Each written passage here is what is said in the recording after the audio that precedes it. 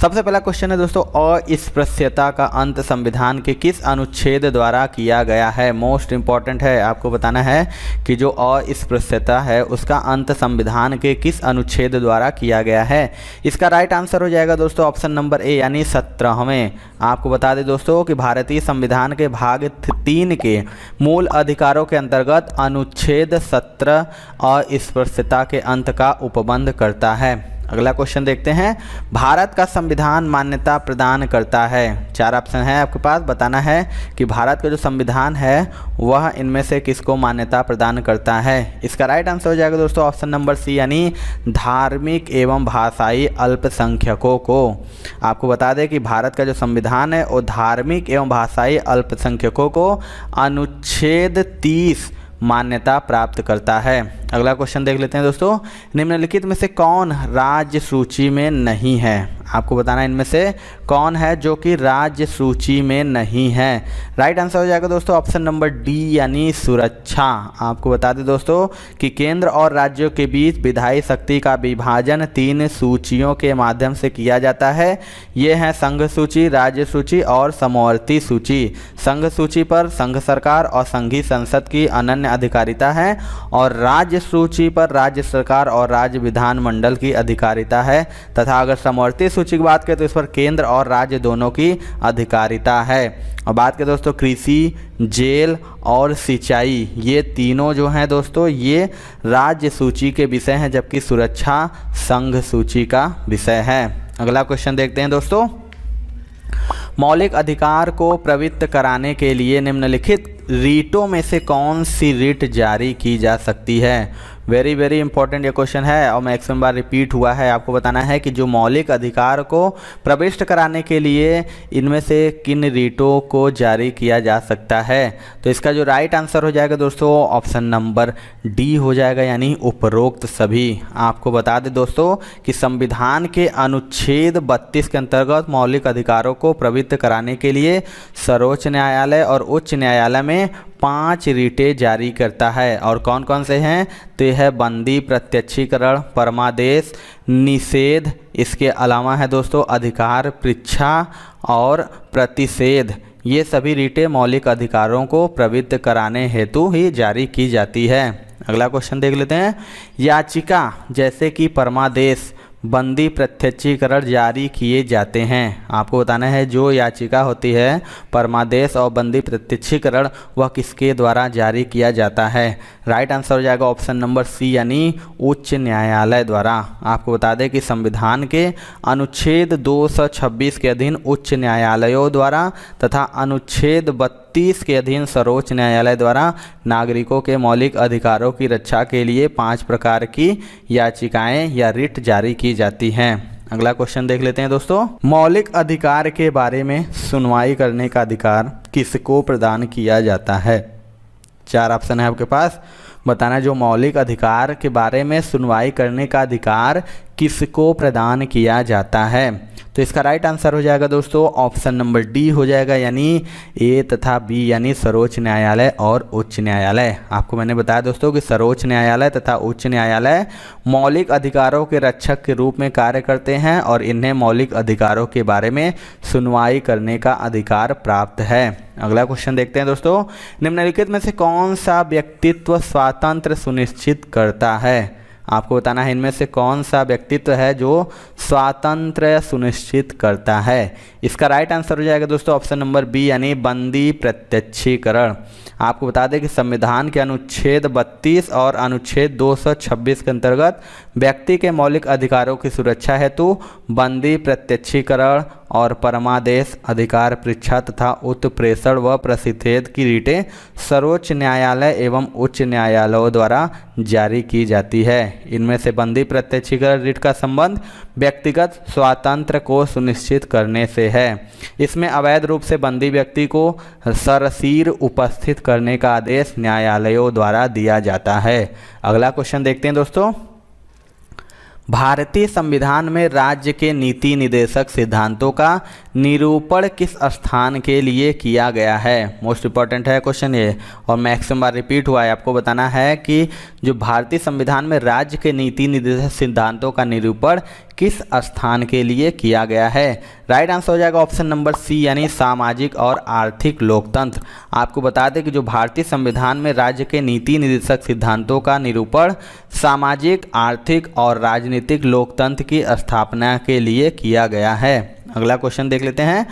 दोस्तों यदि आप SSC and railway examination preparation कर रहे हैं तो अनअकैडमी दोस्तों लेके आ गई है गवर्नमेंट एग्जाम स्कॉलरशिप टेस्ट 2.0। देखिए ये मार्च 26 2022 को होने वाला है, जिसमें आपको बहुत सारे अवार्ड भी मिलेंगे, स्कॉलरशिप और एकदम एग्जाम ओरिएंटेड टेस्ट मिलेगा। जैसे एग्जाम में क्वेश्चन पूछे जाते हैं उसी हिसाब के दोस्तों यहाँ पे आपको क्वेश्चन सेट किए गए हैं, आप एग्जामिनेशन को दे सकते हैं। इसकी टाइमिंग देखिए 26 तारीख को है। अगर आप बैंक एग्जाम के देना चाहते हैं तो 10 बजे है और एसएससी के लिए 2 बजे, और रेलवे एग्जाम से तैयारी कर रहे हैं तो एकदम एग्जाम पैटर्न पे आधारित सभी प्रश्नों को 5 बजे टेस्ट के माध्यम से दे सकते हैं। इसके अलावा दोस्तों अगर आपकी रैंक 1 आती है तो आपको लैपटॉप मिलेगा, अगर 2 से 6 में आती है तो स्मार्टफोन, 7 से 16 में आती है तो वायरलेस ईयरफोन, और 300 विनर्स जो होंगे उनको 1000 का अमेजन गिफ्ट वाउचर और 400 विनर को अनअकैडमी स्कॉलरशिप मिलने वाला है। तो बहुत ही मजेदार है। अगर आप प्रिपरेशन में लगे हुए हैं तो आप फटाफट इस टेस्ट को दीजिए, फटाफट कर लीजिए एनरोल। वीडियो के नीचे डिस्क्रिप्शन बॉक्स में आपको सबसे पहला लिंक मिल जाएगा, उस लिंक पे क्लिक करके अपने को एनरोल कर लीजिए। और ये एकदम फ्री में एनरोलमेंट है, ऐसा कुछ भी नहीं, इसका कोई पैसा वैसा नहीं है। तो फटाफट एनरोल कर लीजिए, link in the description box. Bharat के संविधान का भाग 4 के बारे में बताता है। आपको बताना है जो संविधान का भाग 4 है उस किसके बारे में बताता है। इसका राइट आंसर हो जाएगा ऑप्शन नंबर सी यानी राज्य के नीति निर्देशक तत्व। बता दें कि भारत के संविधान का भाग 4 राज्य के नीति निर्देशक सिद्धांत के विषय में है और इसके प्रावधान अनुच्छेद 36 से 51 तक में समाहित है। और नीति निर्देशक तत्वों का उद्देश्य लोक कल्याणकारी राज्य की स्थापना करना है। अगला क्वेश्चन देख लेते हैं दोस्तों। किसने कहा था राष्ट्र का नीति निर्देशक तत्व ऐसी चीज है जिसे सुविधापूर्वक भुनाया जा सकता है? आपको बताना है इनमें से इसका राइट आंसर क्या हो जाएगा। इसका जो राइट आंसर हो जाएगा दोस्तों ऑप्शन नंबर सी हो जाएगा यानी के.टी. शाह ने। बता दें कि के.टी. शाह ने ही कहा था कि राष्ट्र का नीति निर्देशक तत्व ऐसा चेक है जिसे सुविधापूर्वक भुनाया जा सकता है। और राज्य के नीति निर्देशक तत्व राज्य को कल्याणकारी प्रशासन की नीतियों का निर्देश करते हैं। अगला क्वेश्चन देखते हैं दोस्तों। भारतीय संविधान के किस अनुच्छेद में समान न्याय एवं निःशुल्क विधिक सहायता का प्रावधान है? आपको बताना है इनमें से भारतीय संविधान किस अनुच्छेद में समान न्याय और निःशुल्क विधिक सहायता का प्रावधान है। इसका राइट आंसर हो जाएगा ऑप्शन नंबर बी यानी अनुच्छेद 39A। जो भारतीय संविधान का अनुच्छेद 39A है वो राज्य को निर्देशित करता है कि वह समान न्याय और निःशुल्क विधिक सहायता अपने नागरिकों के लिए सुनिश्चित करेगा। अगला क्वेश्चन देखते हैं। भारतीय प्रशासन पर किस तत्व का प्रभाव है? मोस्ट इंपॉर्टेंट ये भी क्वेश्चन है। आपको बताना है कि जो भारतीय प्रशासन पर इनमें से किस तत्व का प्रभाव है। राइट आंसर हो जाएगा ऑप्शन नंबर डी यानी उपरोक्त सभी। आपको बता दें कि भारतीय प्रशासन पर संघवाद, संसदीय लोकतंत्र और नियोजन आदि सभी का प्रभाव है। अगला क्वेश्चन देखते हैं दोस्तों। निम्न में से कौन सा मौलिक अधिकार नहीं है? मोस्ट इंपॉर्टेंट क्वेश्चन है। आपको बताना है इनमें से कौन सा मौलिक अधिकार नहीं है। इसका राइट आंसर हो जाएगा ऑप्शन नंबर डी यानी सभी पुरुषों और महिलाएं हेतु समान काम के लिए समान वेतन का अधिकार। आपको बता दें दोस्तों कि धार्मिक स्वतंत्रता का जो अधिकार है वह और समानता का अधिकार और विचार और अभिव्यक्ति का अधिकार यह सभी मौलिक अधिकार हैं और सभी पुरुषों और महिलाओं के लिए समान काम के लिए समान वेतन का अधिकार नीति निर्देशक तत्वों के अंतर्गत आता है। अगला क्वेश्चन देखते हैं दोस्तों। 1 अप्रैल 2010 को कौन सा अधिकार भारतीयों को प्रदान किया गया? मोस्ट इम्पॉर्टेंट ये भी है। आपको बताना है इनमें से कौन अधिकार को भारतीयों को प्रदान किया गया 2010 में। इसका राइट आंसर हो जाएगा ऑप्शन नंबर ए यानी राइट टू एजुकेशन यानी शिक्षा का अधिकार।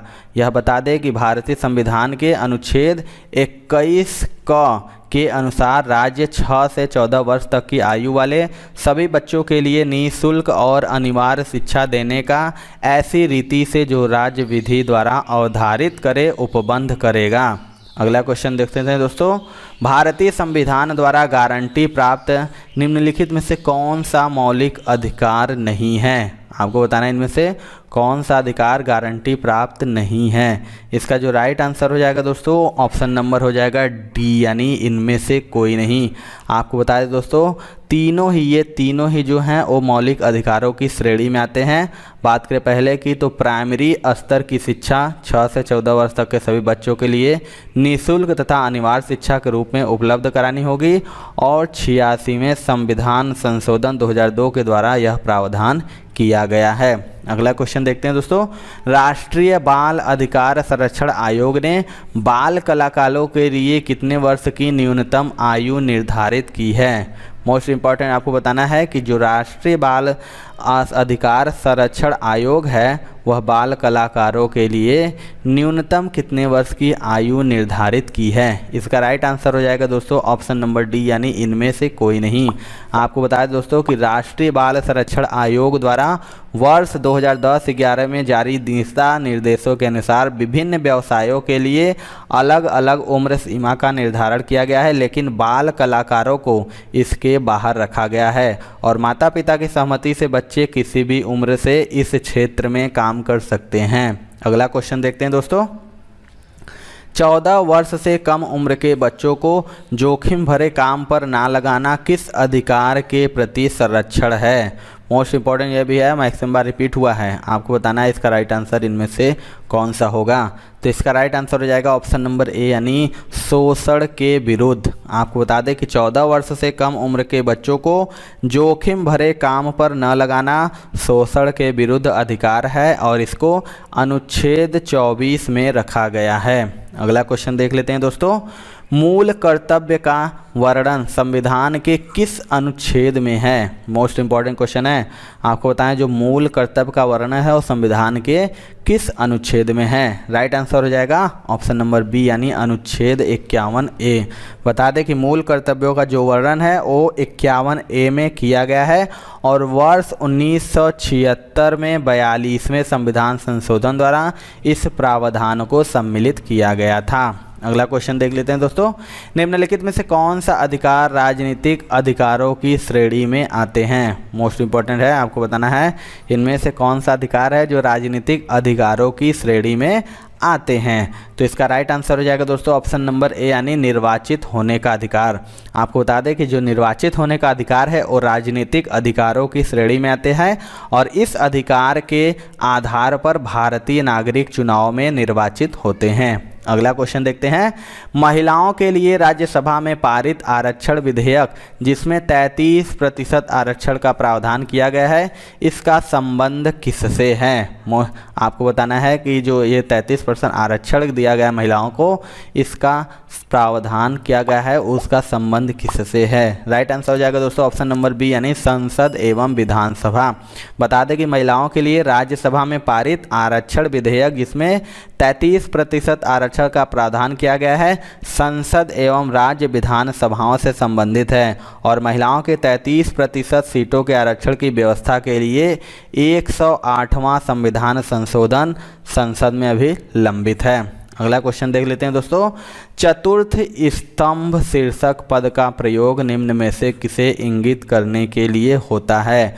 Very very very important, maximum बार एक क्वेश्चन रिपीट हुआ है। आपको बताएं जो चतुर्थ स्तंभ शीर्षक पद है वह किसे इंगित करने के लिए होता है। इसका राइट आंसर हो जाएगा दोस्तों ऑप्शन नंबर डी, यानी प्रेस तथा स्वतंत्रता समाचार पत्र न्यूज़पेपर।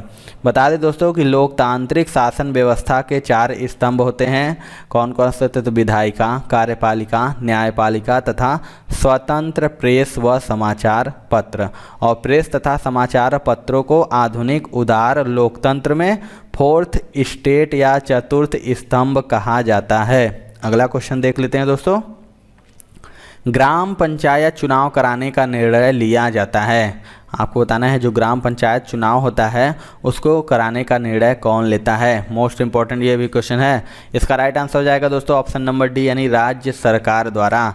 आपको बता दें कि ग्राम पंचायत चुनाव कराने का निर्णय राज्य सरकार द्वारा लिया जाता है और अनुच्छेद 40 में यह व्यवस्था है कि राज्य ग्राम पंचायतों के संगठन और उन्हें स्वायत्त शासन की इकाइयों के रूप में स्थापित करने का प्रयत्न करेगा। अगला क्वेश्चन देख लेते हैं दोस्तों, खंड स्तर पर पंचायत समिति एक है? आपको बताना है जो खंड स्तर पर पंचायत समिति एक क्या है। तो इसका राइट आंसर हो जाएगा दोस्तों ऑप्शन नंबर ए यानी प्रशासनिक प्राधिकरण। आपको बता दें खंड या ब्लॉक स्तर पर पंचायत समिति प्रशासनिक प्राधिकरण है और ग्राम स्तर पर विभिन्न कार्यों को निपटाने के लिए मुख्यतया निम्न समितियां नियुक्त की जाती हैं। कौन कौन सी हैं? तो कार्य समिति है, वित्त एवं विकास समिति, शिक्षा समिति और समता समिति। अगला क्वेश्चन देखते हैं दोस्तों, पंचायती राज का सबसे छोटा अंग है। मोस्ट इंपॉर्टेंट क्वेश्चन है।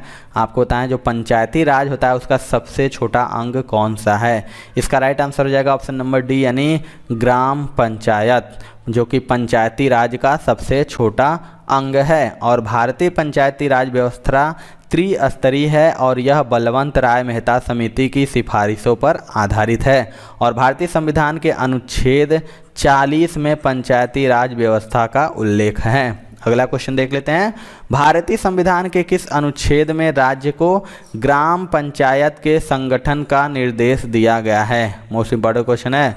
आपको बताएं जो भारतीय संविधान के किस अनुच्छेद में राज्य को ग्राम पंचायत के संगठन का निर्देश दिया गया है। अभी इसके पहले मैंने आपको बताया। तो इसका राइट आंसर हो जाएगा दोस्तों ऑप्शन नंबर बी यानी अनुच्छेद 40। आपको बता दें कि भारतीय संविधान के भाग 4 में नीति निदेशक तत्वों के अंतर्गत अनुच्छेद 40 में राज्य को ग्राम पंचायतों के संगठन का निर्देश दिया गया है। तो ये थी दोस्तों आज की वीडियो। आपको वीडियो कैसा लगा कमेंट सेक्शन में जरूर बताएगा। वीडियो पसंद आया दोस्तों एक लाइक जरूर कर दीजिएगा। आपके लाइक से ही हमें मोटिवेशन मिलता है कि आपको वीडियो पसंद आ रहा होगा। और हमारे चैनल पर नए हैं तो चैनल को सब्सक्राइब करके बेल आइकन जरूर दबा लीजिएगा, क्योंकि हम कोई वीडियो डालेंगे उसका नोटिफिकेशन आपको मिलेगा। तो मिलते हैं दोस्तों अपने अगले वीडियो में, तब तक के लिए जय हिंद जय भारत।